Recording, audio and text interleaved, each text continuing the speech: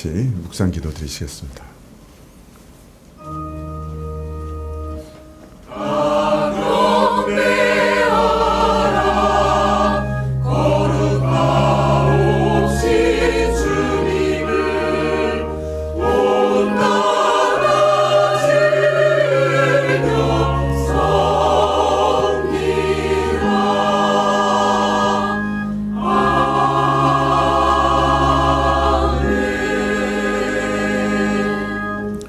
내가 산을 향하여 눈을 들리라.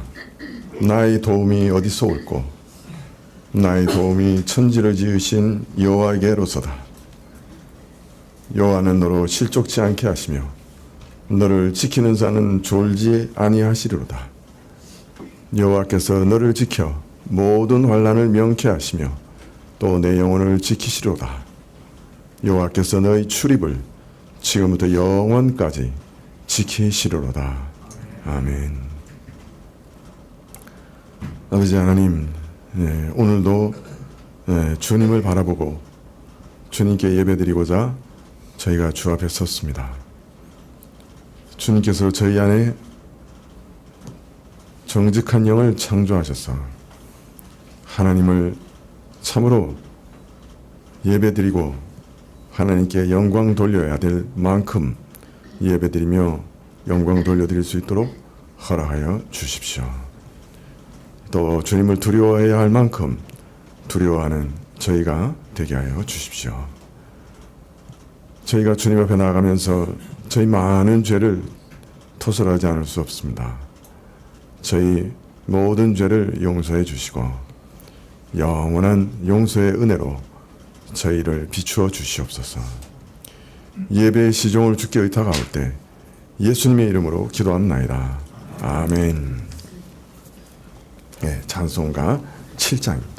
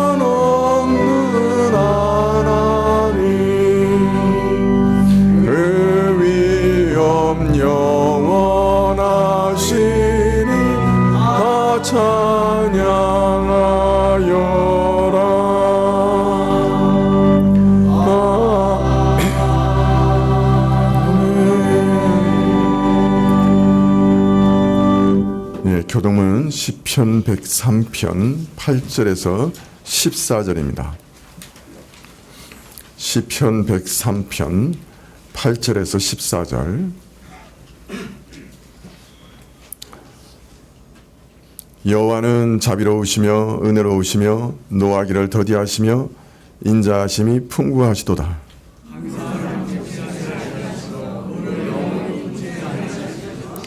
우리의 죄를 따라 처치 아니하시며 우리의 죄악을 따라 갚지 아니하셨으니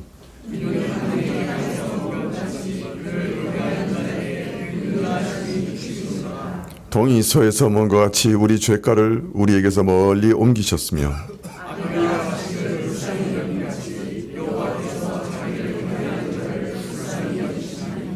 이는 저가 우리 체질을 아시며 우리가 진토임을 기억하심이로다. 아멘. 사도신경으로 우리 신앙을 고백드리겠습니다.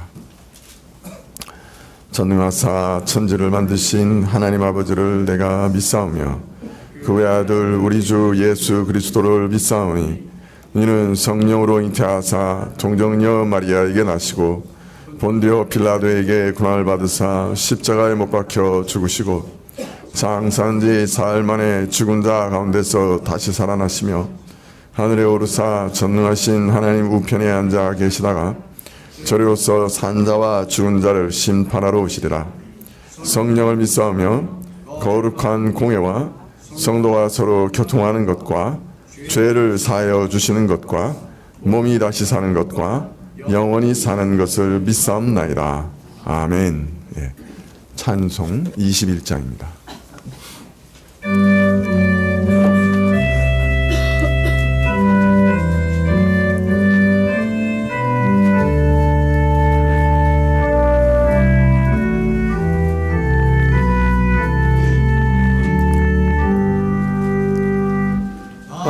찬양하여라 전능한 창조의 주께 내가 주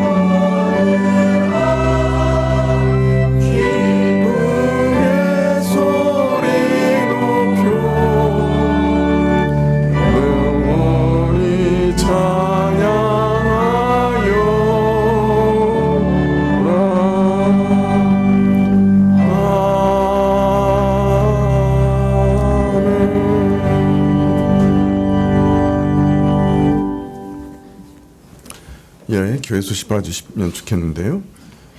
오늘 난 예배 후에 연말 재직회가 있겠습니다. 각 부서 부원들을 정하고 또 부장과 차장을 정하는 일인데요. 난 예배 후에 우리 재직들은 다 남아주시면 고맙겠습니다. 오늘 오후 예배 시는 통합구역 모임으로 모입니다.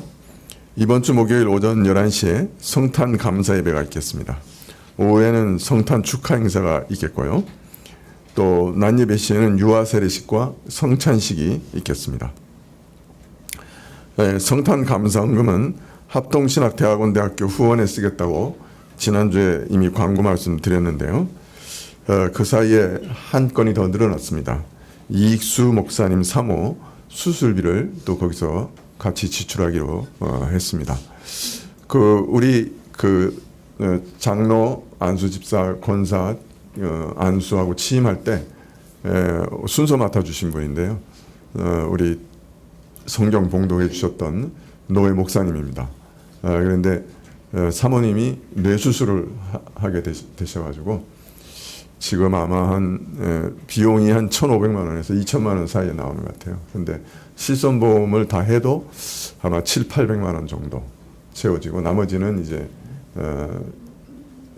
카드로 하시는 건데 그 교회나 또 목사님 가정이 이걸 감당할 만한 그런 재정적인 여력이 없습니다. 그래서 교회에 헌금을 요청하기로 당회에서 결의하고 오늘 요청을 드립니다. 그래서 성탄 감사 헌금은 합동신학교 대학원대학교 후원과 이익수 목사님 사모 수술 비용으로 나눠서 드리도록 그렇게 하겠습니다. 다음 주일 오후 예배 시에는 은혜구역 특송이 있겠습니다. 신년 감사 예배가 1월 1일 오전 11시에 있겠습니다. 성가대에서 각 파트별 성가대원을 모집합니다. 자주 있는 기회가 아니니까 기도하시고 또 성가대에 많이 참여해 주시면 좋겠습니다. 기도하시겠습니다.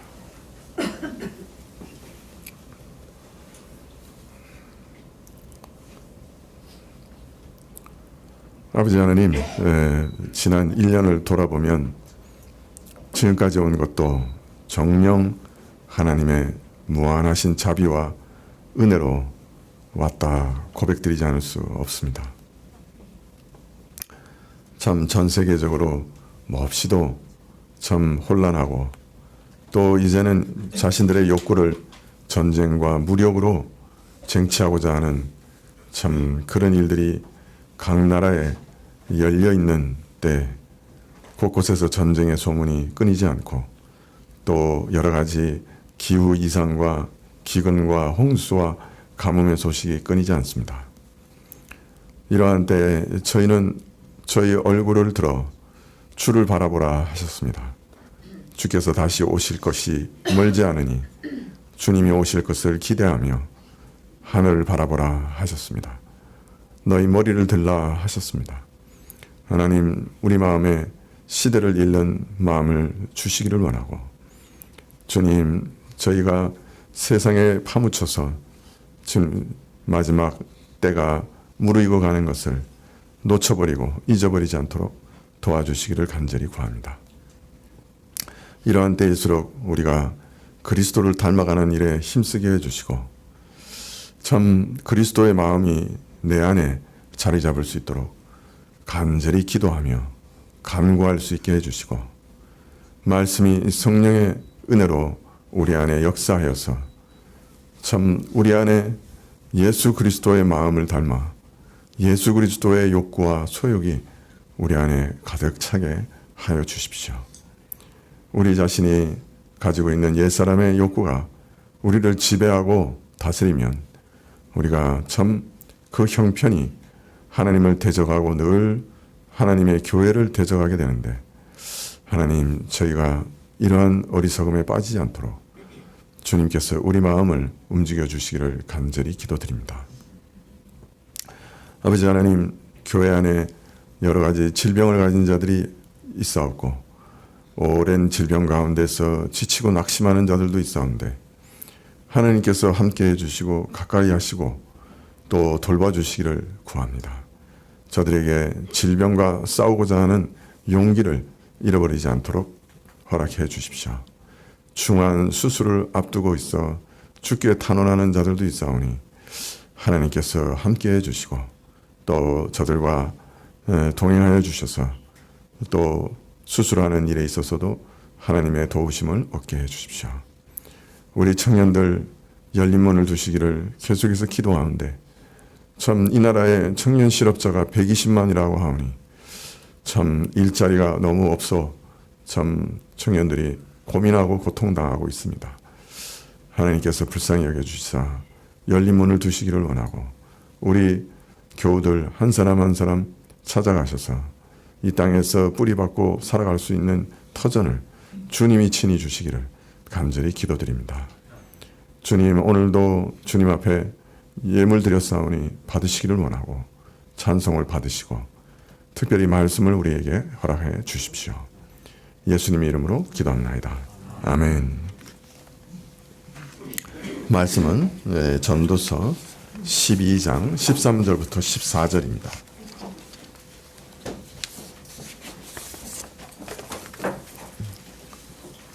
전도서 12장 13절부터 14절입니다.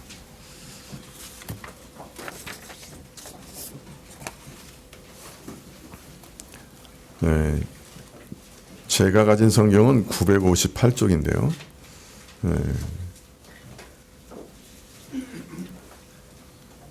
찾으신 줄 알고 봉독해 드리겠습니다. 이 일의 결국을 다 들었으니 하나님을 경외하고 그 명령을 지킬지어다. 이것이 사람의 본분이니라. 하나님은 모든 행위와 모든 은밀한 일을 선악간에 심판하시리라. 아멘.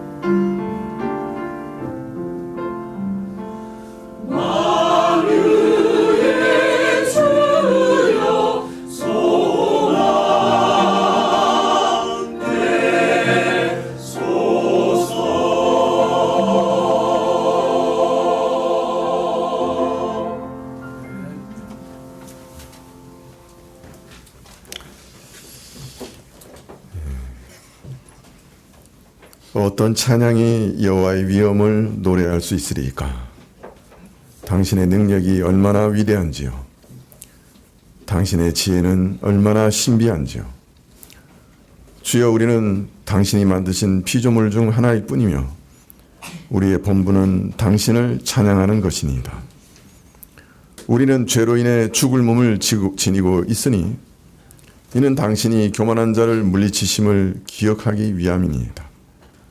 그럼에도 불구하고 우리는 당신의 피조물이기에 당신을 찬양하지 않을 수 없나이다.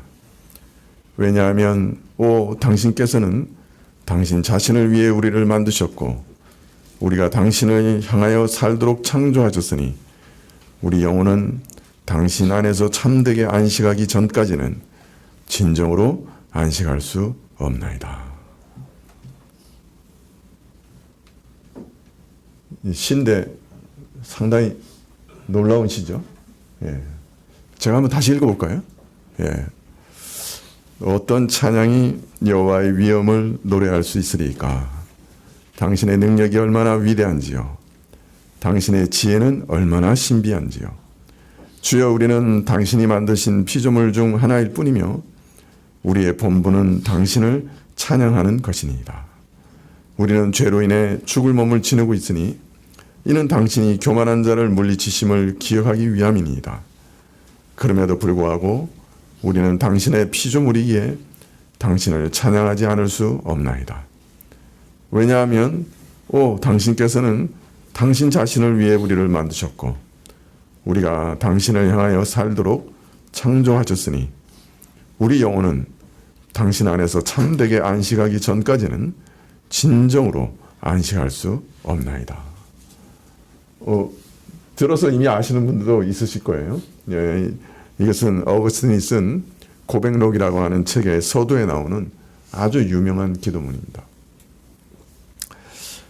그는 이 책을 통해서 어떻게 자신이 참 그렇게 방황하고 그렇게 불안하고 그렇게 공허했던 마음이 그리스도 안에서 참 안식을 찾게 되었는지 그 과정을 기록하고 있습니다. 30년간 성적으로 부도덕한 쓰레기 같은 삶을 살았고 바싹 마른 세상 철학과 종교에 빠져 헤매던 어거스틴 자신이 어떻게 예수 그리스도의 그 생수를 만나서 자신의 메마른 영혼의 갈증을 해소하게 되었는지 그 과정을 고백하고 있는 책입니다. 또한 그는 자신이 어떻게 술과 또 정욕과 분노와 질투와 경쟁의식 같은 본능적 욕구를 포기하고 생명의 양식을 먹게 되었는지 그 사실도 고백하고 있습니다. 우리는 전도서 12장 13절부터 14절에서 솔로몬의 고백록의 절정에 이릅니다. 어거스틴처럼 솔로몬도 전도서 전체를 통해 자신이 발견한 내용과 함께 자신의 방황과 고뇌와 헛된 삶을 고백합니다. 그리고 이제 마지막 본문에서 그가 발견한 궁극적 대답을 선포하고 있습니다. 그것은 그가 찾은 대답이로되 동시에 하나님께로부터 받은 대답이었습니다. 사실 전도자는 계속해서 지혜가 중요하다, 아는 것이 중요하다 강조해 왔죠. 왜냐하면 사람은 뭘 알지 못하는 상태에서는 아무 일도 할 수 없기 때문입니다. 사람에게서 안다는 것은 모든 행동의 시작점이요 출발점입니다. 또 사람에게 있어 가장 강력한 힘은 그 지혜와 이성입니다. 뭔가를 알아야 일을 시작할 수 있습니다. 뭔가를 알게 되면 그것을 지배할 수 있습니다. 그래서 아는 것이 힘이다 하는 말이 그냥 나온 말이 아니죠. 그런데 문제는 그 지식에 있어 사람은 지극한 한계 가운데 처해 있다 하는 사실입니다.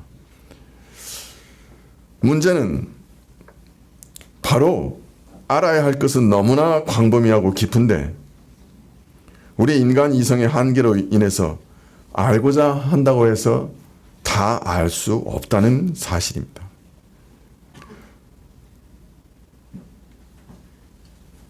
그런데 더 큰 문제는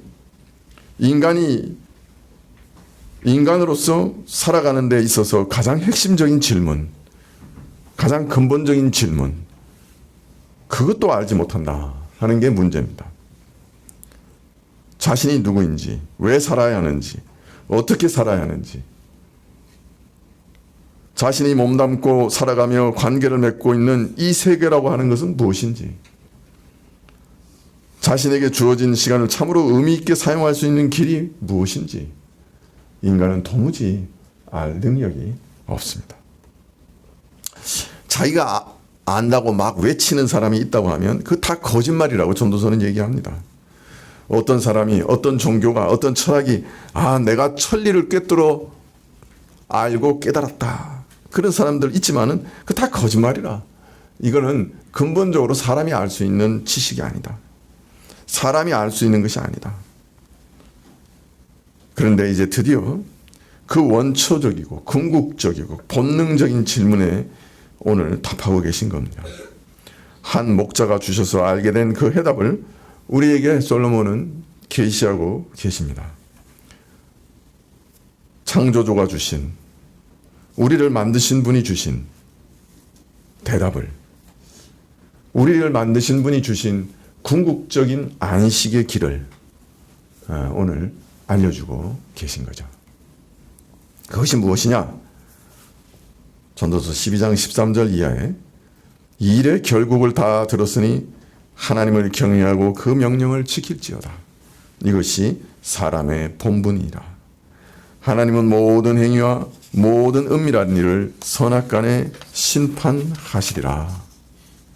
하나님을 경외하고 그 명령을 지키는 것, 이것이 사람의 전부, 이것이 인생이에요. 즉 전도자는 지금 하나님께서 인간을 창조하셨던 그 목적에 맞추어 우리가 의식적으로 살아가는 것이야말로 인생이요, 인간의 본분이요, 인간의 전부다 라고 말하고 있습니다. 하나님의 창조하신 목적에 맞추어 그 목적에 헌신하고자 하는 모든 삶을 떠나면, 모든 노력을 떠나면 그 인생에는 진정하고 시원하며 만족할 만한 행복은 없다. 오직 깊은 허무만 있다고 말씀하고 있는 것이죠. 어거스틴도 바로 그 사실을 발견했고 자신의 그 모든 젊은 날의 그 방탕함과 그 방황을 고백하면서 오 하나님, 당신은 당신을 위해 우리를 지으셨습니다. 그러므로 우리 영혼은 당신 안에서 참되게 안식하기 전까지는 진정으로 안식할 수 없습니다. 진정한 평안을 누릴 수 없습니다. 그렇게 고백했던 거죠. 이것은 전도서의 고백과 사실은 같은 고백이라고 할 수 있습니다. 마지막으로 전도자는 하나님은 모든 행위와 모든 은밀한 일을 선악간에 심판하시리라 하는 말씀으로 모든 말씀을 마치고 있습니다. 이 말씀은 이 세상이 이 세상 자체만으로 끝나는 것이 아니다 하는 말입니다. 내세가 있다는 선언입니다. 전도자는 이 땅 안에서 인과응보가 이루어지지 않는다고 계속해서 불평했어요. 그죠? 왜 하나님의 공의가 이 땅에서 이렇게 실현되지 않느냐고 그렇게 의문을 계속 제시했어요. 그런데 이제 모든 행위와 모든 은밀한 일까지 심판하신다고 하는 것은 이 땅에서 왜 심판하신다는 거예요? 아니면 앞날에 또 다른 내세에서 심판하신다는 얘기가 될 거예요. 이 땅에서는 심판이 온전히 이루어지지 않는다고 이미 말을 했죠. 그렇다면 이것은 이 땅의 모든 시간으로 우리의 삶이 끝나는 것이 아니다 하는 것을 강력하게 암시하는 말씀이라고 할 수 있습니다.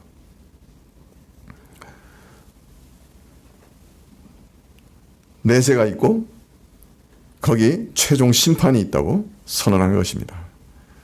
인간의 모든 행위뿐만 아니라 모든 은밀한 일, 그 사람의 깊은 생각과 동기와 또 이 역사 가운데도 숨겨진 모든 일들이 선악간에 드러나 하나님의 심판을 받을 것입니다.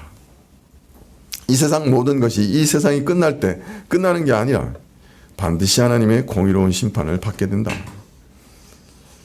심판하시되 그냥 대충 하시는 게 아니고 그냥 어떤 것은 넘어가시는 게 아니고 모든 은밀한 일까지 선악간에 심판하실 것이다. 그때는 정말 정확하게 옳은 것은 옳다 하시고 잘못된 것은 잘못되었다고 판단하시고 심판하실 겁니다. 최고의 선이신 하나님의 성품과 그 말씀을 따라서 그 기준을 따라서 심판하실 겁니다. 그래서 심판대에서는 하나님의 말씀에 순종한 모든 일들은 반드시 옳다고 인정을 받고 잘했다 칭찬을 받을 겁니다. 하나님을 경외하고 그 명령을 지키는 삶을 산 사람은 마지막 심판대에서 영원히 별과 같이 빛나게 될 겁니다. 다니엘서에서 그렇게 말씀하고 계시죠. 여러분 어떻습니까? 여러분 인생이 영원히 정말 하늘의 별과 같이 빛나는 인생이 되기를 소원하시면 좋겠습니다. 그게 믿음입니다. 이 땅의 가치 기준을 가지고 이 땅에서 높고 낮음을 가지고 이 땅에서 무엇을 내가 누렸느냐 누리지 못했느냐 그것 가지고 자기 인생을 판단하는 것이 아니고 마지막 날 심판정에서 정말 하나님을 경외하고 그 명령을 지키는 자로서 다니엘서가 말씀하신 대로 하늘의 별처럼 영원히 빛나는 자로 서게 되는 것, 그것을 여러분이 진정으로 소망하시기를 간절히 기도합니다. 사실 이것에서 길을 잃어버리면 인생은 아무도 남는 게 없습니다. 정말 극한 허무밖에 나중에는 남는 게 없어요. 자, 이제 전도서를 마치기 전에 전도서 12장 13절과 14절에 비추어서 전도서 전체를 다시 한번 반추해 보는 것이 필요하다, 그렇게 생각이 듭니다.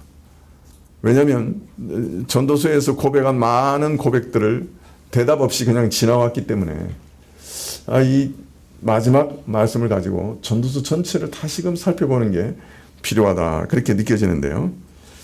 물론 그렇게 하려고 하면 전도서 전체를 다시 강해해야 될 것이고 여러분들을 몹시 낙담하게 하는 일이 될 겁니다. 감당할 수도 없겠죠.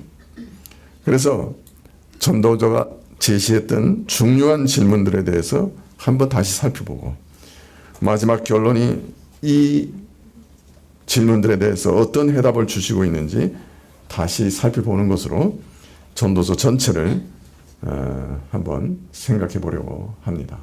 그러니까 전도자의 중요한 질문을 답하는 방식으로 전도서 전체를 한번 다시 살펴보려고 하는 것이죠. 단테의 신곡이라고 하는 중세시대 때 아주 유명한 글이 있는데요. 거기 보면 지옥편이라고 되어 있습니다. 그 지옥편에는 로마의 유명한 시인 베르길리우스가 단테를 안내합니다. 보통 영어로는 버질이라고 하죠. 아주 유명한 그 그리스 시대 때 시인인데요. 그 사람이 나와서 단테를 지옥 구석구석을 이렇게 안내합니다. 그런데 우리는 이 전도서를 이렇게 보면 전도자가 참 이 저주받은 해 아래 세상을 참 구석구석 안내하고 있는 것을 보게 됩니다.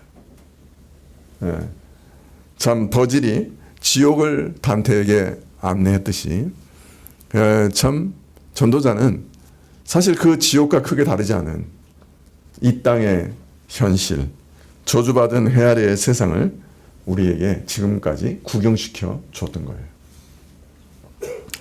우리는 이 암울한 방문을 통해 해 아래에서 우리의 모든 수고가 참으로 덧없고 헛되다는 사실을 알게 되었는데요. 그 과정을 살펴보면 제일 먼저 사람이 살아가는 이 헬의 세상, 현 창조 세계 중에 물리적 영역을 전도자가 살펴보는 것을 우리는 보았습니다. 해와 바람과 물을 살펴봤죠. 그러나 결론은 무엇이었습니까? 만물이 피곤하다 하는 것이었습니다. 해와 바람과 물은 이 피조 세계에서 가장 활발하게 움직이는 것들이지만은, 끊임없이 움직이는 것들이지만은, 변화가 있는 것 같지만은 결국 똑같은 일을 거듭 반복하는 것뿐이었습니다. 또 이 해와 바람과 물이 대표하고 있는 만물도 똑같은 일을 거듭 반복하는 것에 불과했고, 그것을 보는 사람으로 그래서 피곤하게 할 뿐이었습니다. 이처럼 전도자는 피조 세계 안에서 인생의 의미를 발견하지 못했고, 오히려 어떤 한계와 질서, 즉 자연 법칙만 보게 되었습니다. 이어서 1장 9절에 이미 있던 것이 후에 다시 있겠고 이미 한 일을 후에 다시 할지라 해 아래는 새 것이 없나니 라고 해서 자연계의 모든 존재뿐만 아니라 사람의 역사도 어떤 한계 가운데 있고, 해 아래에서 행해지는 일은 과거의 반복에 지나지 않는다. 사람의 역사도 근본적인 새로움이 존재하지 않는다. 이렇게 고백하고 있습니다. 세상 만물과 인간의 역사는 끊임없이 변함으로 무언가 새로운 게 있는 것 같아요. 그러나 한계를 넘지 못해요. 본질적인 새로움은 그래서 불가능해요. 근본적인 변화는 불가능해요. 인간의 삶과 그 행동 양식과 그 삶의 모양과 그 인간의 역사를 보면 근본적인 변화는 불가능해요. 모든 것이 한계에 지어져 있습니다. 이것이 전도자의 피조물과 역사를 바라본 시각이었어요. 그리고 그래서 허무하다고 얘기했던 거죠. 한탄했던 거죠. 새로운 게 없으니까. 늘 똑같은 삶, 똑같은 다툼, 똑같은 전쟁, 똑같은 시기, 똑같은 무지, 그죠? 똑같은 광적인 쾌락을 추구하는 일들.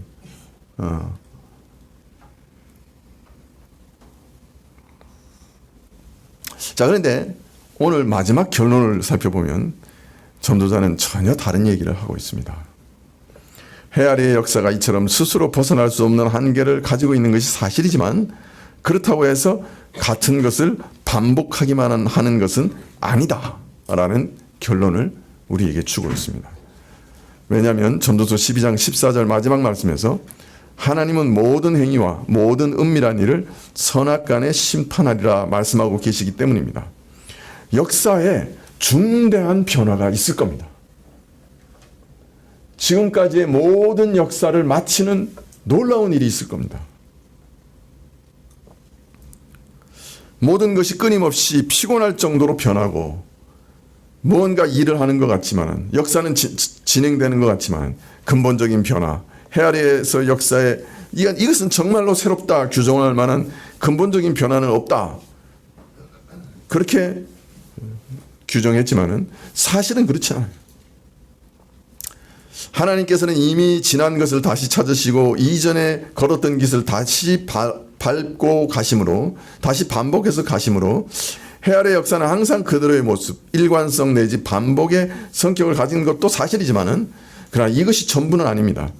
전도자는 마지막 날 곧 역사의 종국에 대한 암시를 통해 역사의 새로운 것이 기다리고 있다, 근본적이고 획기적인 변화가 기다리고 있다 하는 것을 알리고 있기 때문입니다. 자, 그리고 이러한 역사의 종국에 대한 암시는 결국 역사의 시작에 대한 일깨움으로 자연스럽게 연결되고, 또 이로써 역사를 끊임없는 반복이 아니라 시작과 끝을 가진 진행 과정으로 볼 수 있게 우리를 인도합니다. 끝에 대해서 얘기했다면 시작도 있는 거예요. 그래서 시작과 끝이 있는 역사인 거죠. 변화가 있는 거예요.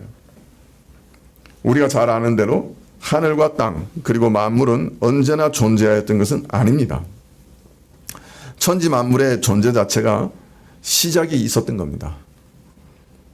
창조를 통해서 존재하지 않던 것이 존재하는 것으로, 무에서 유로 극히 중대하고 의미심장한 변화가 있었던 겁니다. 전도서 7장 29절에는 사람을 올바로 지으셨다, 그렇게 말하므로 사람을 창조하신 일에 대해서 말씀하고 계시고, 전도서 12장 1절에는 창조주를 기억하라, 이렇게 말씀하시므로 이 창조 사실을 인식하고 있음을, 의식하고 있음을 우리에게 말씀하고 있습니다. 창조와 더불어 시작된 천지 만물의 역사는 마지막 종말에 이르기까지 아무 변화 없이 진행되는 것이 아닙니다. 오히려 반대입니다. 창조에 이어서 곧바로 인간은 범죄하여 타락하였고, 이에 따라 피조세계는 돌이킬 수 없는 불행과 저주 아래 놓이게 되었습니다. 전도자는 이를 하나님이 사람을 정직하게 지으셨으나 사람은 많은 꾀를 낸 것이다 하는 말씀에서 암시하고 있습니다. 따라서 이 세계와 인간 역사는 돌이킬 수 없는 악한 변화, 악변을 겪었으며, 이로 인해 선하고 복된 피조세계는 일시에 불행하고 비참한 것으로 바뀌어버렸고, 역사는 이와 더불어 이전과는 전혀 새로운 의미를 띠게 되었습니다. 그래서 역사는 시작과 더불어 타락이라고 하는 중대한 변화를 경험했습니다. 더하여 이런 타락과 저주의 역사 가운데 또 한 번 결정적이고 중대한 변화가 찾아왔는데, 그것은 하나님께서 사람이 되셔서 이 역사 가운데 들어오셨던 겁니다. 이 땅에 성육신 하신 겁니다. 이로 인해 범죄로 말미암아 저주받은 피조세계의 역사는 그리스도를 통한 구속과 회복의 역사로 바뀌게 되었습니다. 만물은 이제 구속의 완성을 기다리게 되었습니다.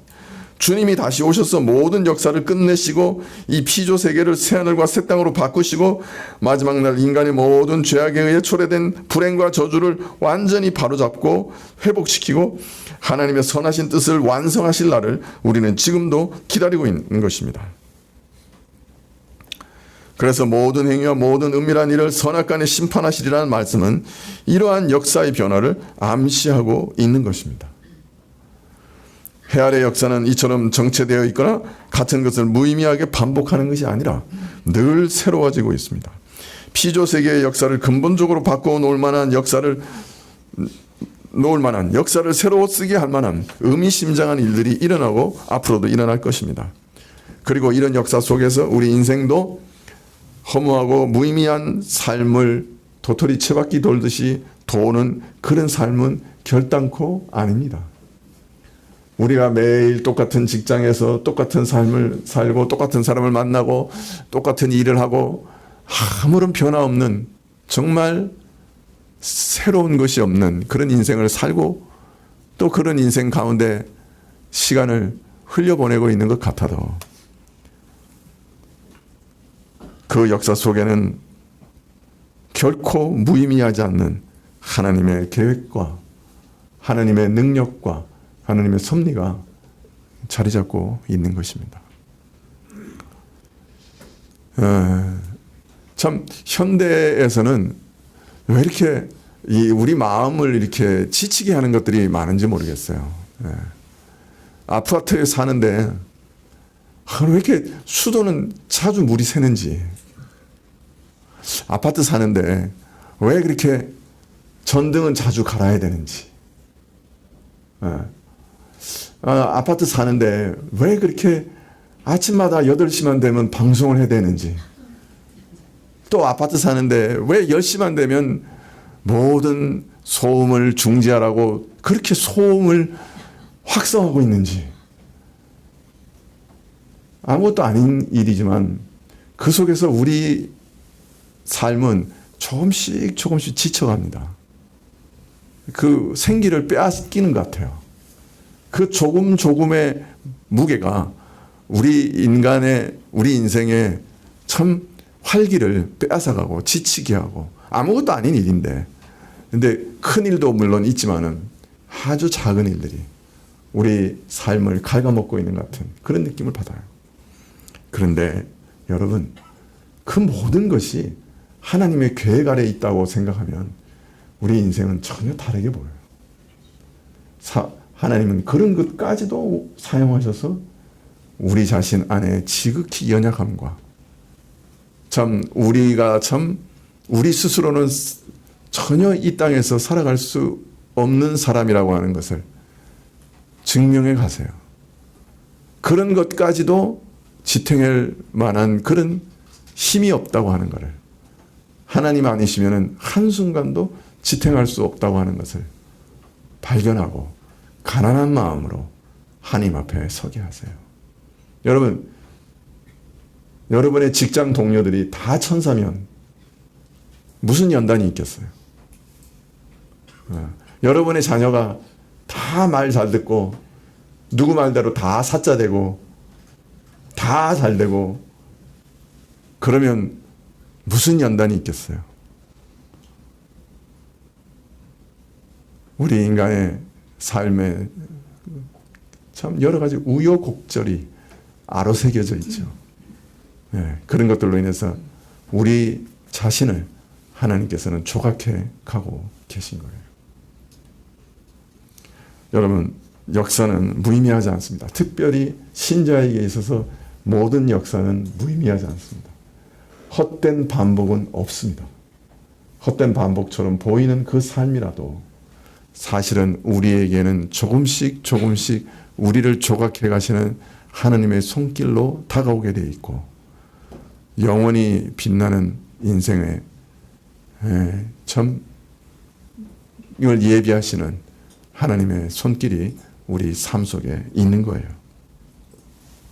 자, 그런데 이처럼 하나님께서는 마지막 날의 완성을 바라보시면서 전체 역사를 주관하시고 섭리하고 계시지만은 이 일에 하나님 홀로 행하시는 법은 없습니다. 아니, 하나님 홀로 행하십니다. 그런데 동시에 인간을 동반자로 삼으십니다.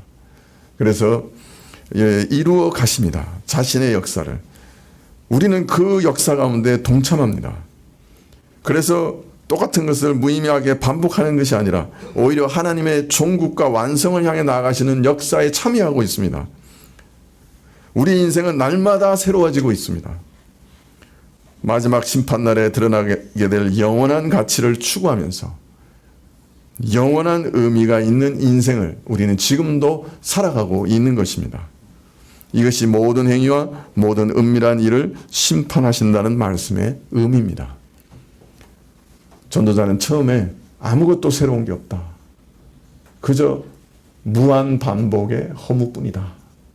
라고 토로했지만 마지막에서 결론에는 그렇지 않다. 역사는 시작과 끝이 있고 대단한 변화들이 있었고 하나님께서 결정하신 마지막 영광을 위해 역사는 달려가고 있고 그 일을 위해 오늘 우리도 무의미하게 보일지 모르지만 그러나 사실은 하나님의 섭리 가운데 수없이 많은 참 연단과 또 하나님의 손길 안에 빚어져가는 그런 인생을 살아가고 있다. 그렇게 말씀하고 계신 겁니다. 믿으시기 바랍니다. 여러분의 인생은 헛된 것이 단 하나도 없습니다. 전도자는 둘째, 하나님께서 세상 가운데 자기 형상을 따라 지어 이 땅을 다스리게 하신 인간 자신을 살펴봅니다. 특별히 인간에게 주신 가장 강력하고 귀중한 선물인 이성에 대해서, 지적 능력에 대해서 살펴봤는데, 아니 지적 능력을 가지고 뭔가를 연구하고 대상을 파악하려고 하면 할수록 모든 것이 뒤틀려 있어요. 그래서 그걸 바르게 할 방법이 없는 거예요. 이성 자체가 뒤틀려 있어가지고 모든 걸 보면 다 뒤틀려 있는 걸로 보이는 거예요. 예, 그뿐만 아니라 참 지혜가 있는 것, 참 이것이 올바른 것인지 이게 선한 것인지 이게 잘못된 것인지 그걸 파악하는 지혜도 우리에게는 없는 거예요. 실천 이성, 또 순수 이성, 심지어는 자기 인생의 의미를 파악하는 것도 못한다고 이미 말씀드렸죠. 이성 자체가 부패되어서 제 기능을 발휘하지 못하는 것이죠. 이러한 인간 이성의 한계가 우리를 허무하게 하는 것이라고 전도자는 토로합니다. 아무리 무언가를 파악하려고 해도 끝내는 뒤틀려 있어요. 참 의미를 발견할 수가 없어요.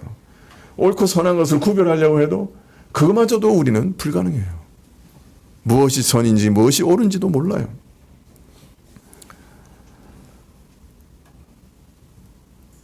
자, 이러한 인간 이성의 한계가 우리를 지극히 허무하게 하는 것이었는데 오늘 결론은 이런 인간 이성의 한계를 진정으로 뛰어넘을 수 있는 방법을 우리에게 제시하고 있습니다.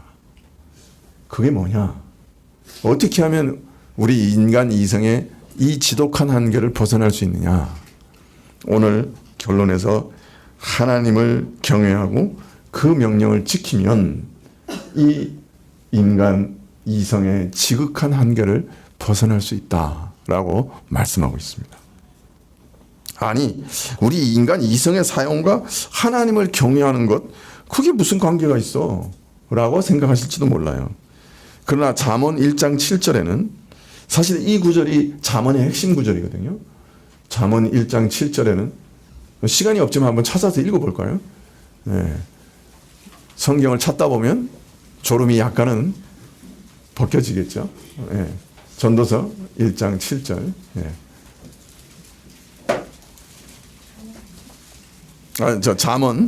잠언 1장 7절. 예.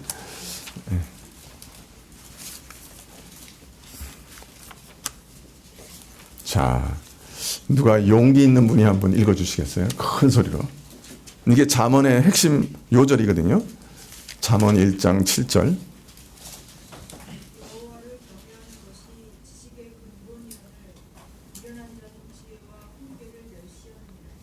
예. 여기는 놀랍게 여호와를 경외하는 것이 지식의 모든 지식의 근본이다. 그렇게 말씀하고 있습니다. 자, 모든 진정한 지혜와 지식의 근본과 출발점은 사실은 하나님을 경외하는 것이라고 말합니다. 경외하는 믿음, 경외하는 마음을 떠나서는 참된 지식과 지혜에 이룰 수 없다고 분명히 말하고 있습니다. 참된 지식과 지혜의 근본적인 출발점은 현대인들은 뭐라고 생각하죠? 냉철한 이성과 논리적인 사유에 있다고 생각합니다. 그죠? 냉철한 이성과 논리적인 사유가 모든 참된 지식과 지혜의 근본이고 출발점이다. 이게 세상 사람들의 생각이에요. 그런데 성경은 너무 다른 얘기를 하세요. 하나님을 경외하는 믿음, 하나님을 경외하는 인격적인 요소, 하나님과 인격적인 관계를 맺는 것이 모든 참된 지식의 출발점이다. 그렇게 말하고 있어요. 이러한 하나님과 인격적인 관계, 이런 하나님을 경외하는 믿음에서 떠나면은 어떤 재주를 동원해도 사람은 참된 지식과 지혜에 결코 이르지 못한다. 그렇게 말합니다.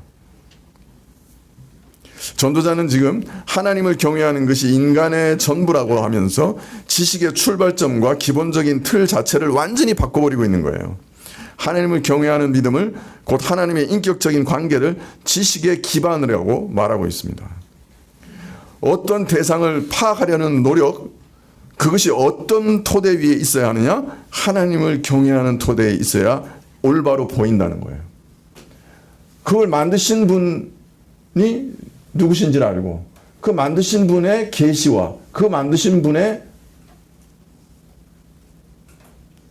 알려주심을 따라서 그 만드신 만물을 보게 되면 그 만드신 만물의 진짜 의미를 최고로 알 수 있겠죠. 자, 그런데 만드신 분이 그걸 안 가르쳐 주는데 우리가 아무리 백날 연구하고 노력해도 그죠? 어떤 한계가 분명히 있죠. 참된 지식에 이르려면 만드신 만물을 바로 알려면 만드신 자를 알아야 돼요, 먼저. 그리고 그 만드신 자가 그 만드신 만물의 의미를 알려주셔야 우리가 제대로 알 수 있는 거예요. 그렇기 때문에 사실은 모든 만물을 제대로 아는 기본이 우리 어그러진 이성 아니고 우리 부패한 논리 체계 아니고 하나님을 경외하는 데 있다라고 말하는 거예요. 하나님을 경외하고 그분의 계시와 그의 말씀을 따라 이 세상 만물을 보는 것이 모든 지식의 참된 근원이다. 그렇게 말씀하고 있는 것이죠. 또 선악간에 판단하는 것도 사람이 선악의 기준이 돼서 이게 선이고 이게 악이다 라고 말하는 게 아니라 하나님이 말씀하신 계명을 쫓아 이게 선이고 악이다 라고 분별하는 거예요. 시침이 1시간에 한 칸 가는 거 누가 정한 거예요? 시계 만든 사람이 정한 거예요. 분침이 1시간에 한 바퀴 도는 거 누가 정한 거예요? 시계 만든 분이 정한 거예요. 그런데 그걸 무시하고 내 마음대로 시침은 너무 천천히 가니까 좀 빨리 갈래. 분침은 너무 빨리 가니까 난 천천히 갈래. 그러면 어떻게 돼? 시계가 망가지겠죠. 그리고 쓰레기통에 버려지겠죠. 하나님이 만드신 계명을 쫓아 사는 게 옳은 거예요.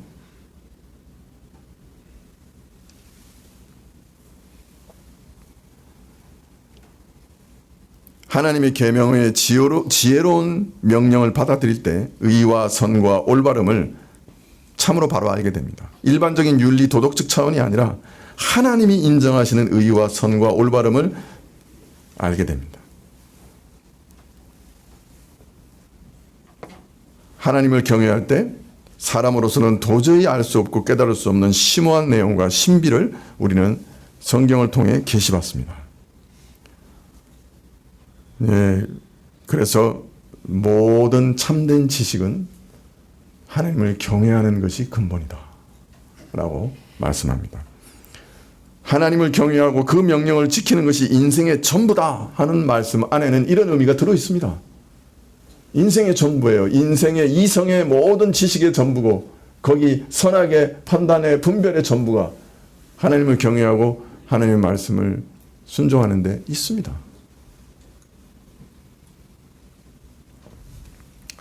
전도사는 셋째, 자신의 감정을 통해 인생의 의미를 찾으려고 했죠. 술독에 빠져보기도 하고 쾌락 속에서 인생의 의미를 찾아보려고 했습니다. 그러나 거기서 발견한 것은 모든 웃음이 미친 것과 같다. 이어서 자기의 능력과 재원과 재주를 다해서 일을 해서 뭔가를 성취하려고 해봤습니다. 그러나 사람의 지혜가 한계되어 있기 때문에 인생의 성취도 한계되어 있었습니다.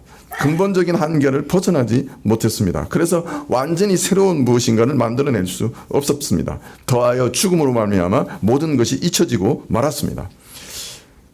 사람이 뭔가를 아무리 하고 뭔가를 성취하고 무슨 일을 한다고 해도 자기 인생을 근본적으로 바꿀 수 없고 죽음 앞에서 마찬가지로 다 그것은 휴지 조각으로 돌아가고 말았습니다. 그래서 혹시라도 죽음 이후에 자손에게 내가 한 일을 넘겨줄 수 있을까 고민해 봤지만은 그 자손이 제대로 관리할 수 있을지 없을지도 장담할 수 없었고 또 수고한 것을 엉뚱한 사람에 빼앗기기도 많이 하고 넘겨주는 일도 비일비재해서 참 일이라고 하는 게 아무런 의미가 없다. 그렇게 말하고 있습니다. 그러나 오늘 결론에서는 헤아리의 인생이 바로 나 자신에게 의미 있게 되는 길에 대해서 말씀합니다. 그것은 매우 역설적으로 범사의 하나님을 인정하는 경외함, 그의 말씀을 순종하는 참 믿음에 있다고 말씀합니다.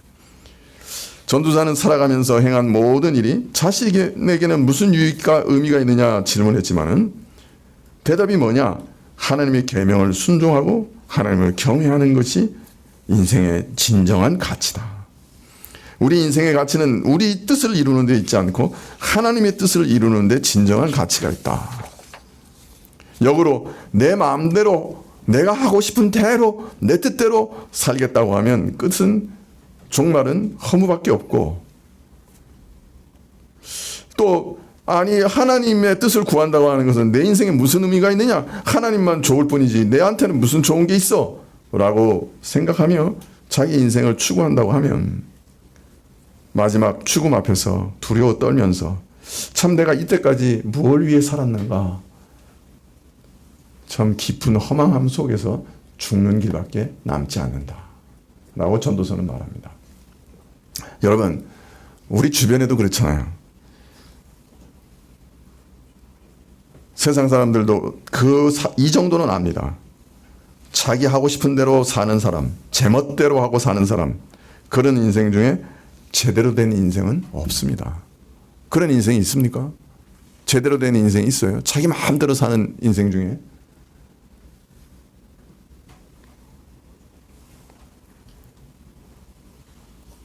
다 더럽고 추악하고 이기적인 욕망 가운데 일그리고 찌그러진 인생 사는 것 아닙니까? 우리가 그 옆에서 보고 있잖아요. 자기 마음대로 사는 사람들 그 인생이 어떻습니까? 존중받고 참 아름답습니까?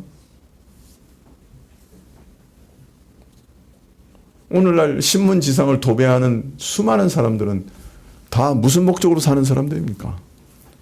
자기 살고 싶은 대로 산 거예요. 그래서 신문지상에 나옵니다. 그러나 하나님의 뜻을 구하고 하나님의 말씀을 순종할 때 내 인생은 단순히 내 타락하고 부패한 악한 욕망과 뜻을 이루는 것이 아니라 만사를 아름답게 만드시는, 행하시는 하나님의 뜻과 계획이 이루어가는 인생이 되기 때문에 참 살아갈 가치가 있고 보람이 있게 된다 말씀합니다.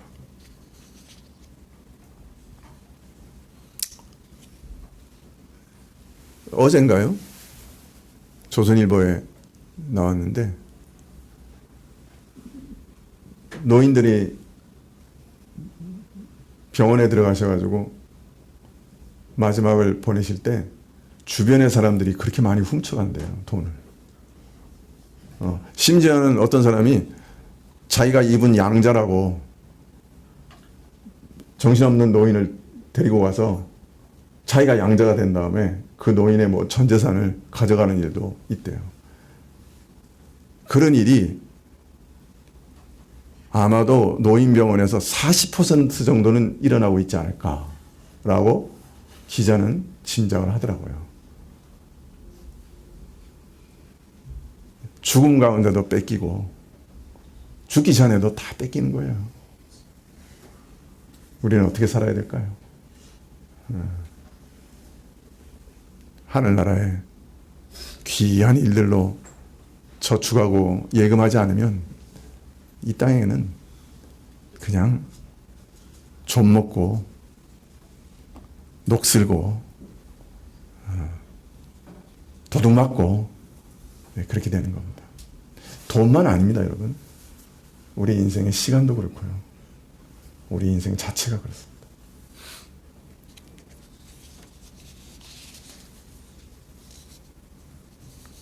주의 뜻을 따르면 내 인생에 의미가 없을 것이라고요? 아닙니다. 우리를 창조하신 분의 뜻을 따라 사는 것이 영원한 가치 있는 인생이 됩니다. 기도하시겠습니다.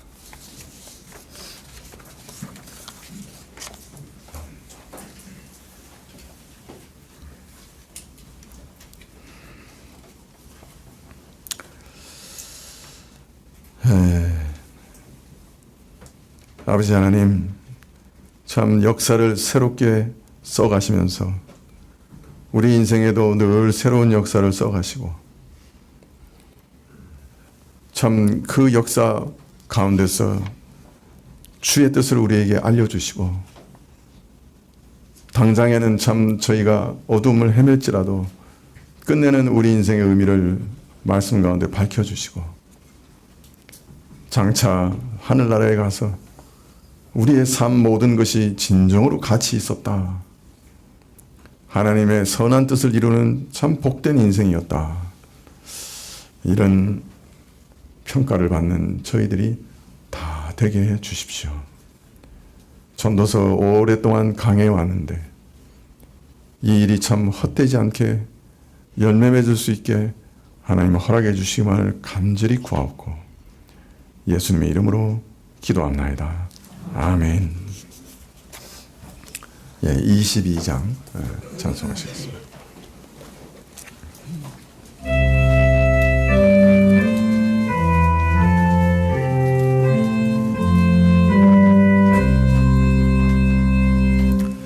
다 함께 주를 경배하세. 주 같은 이가 어디 있을까. 주 앞에 찬양을 드리니 주 성령이여 나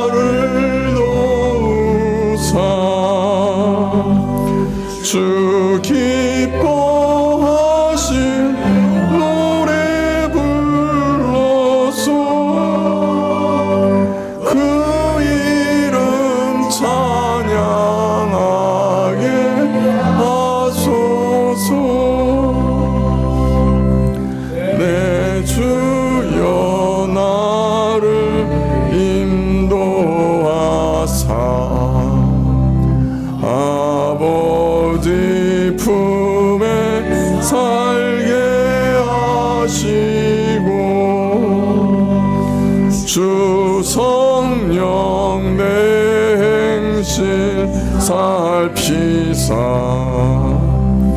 내 맘과 뜻을 주관하시고 주 성령 내 맘 열어주시사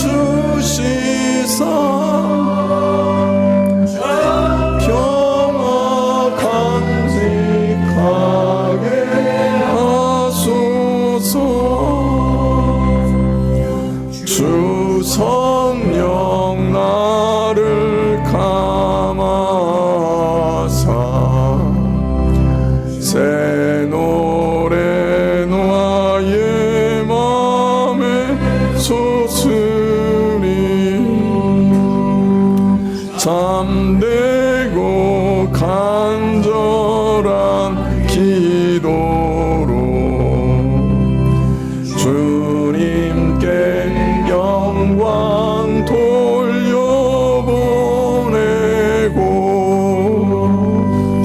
주 성령 내 맘 열어주시사 내 주를 찬양하게 하소서. 말할 수 없는 탄식으로 나 위에 진히 간구하시는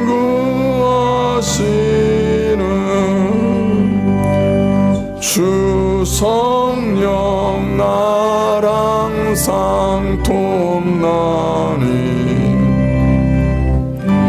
전한 몸은 주의 것이며 주님의 기업이 저희를 나 밝히 알게 하여 주소서.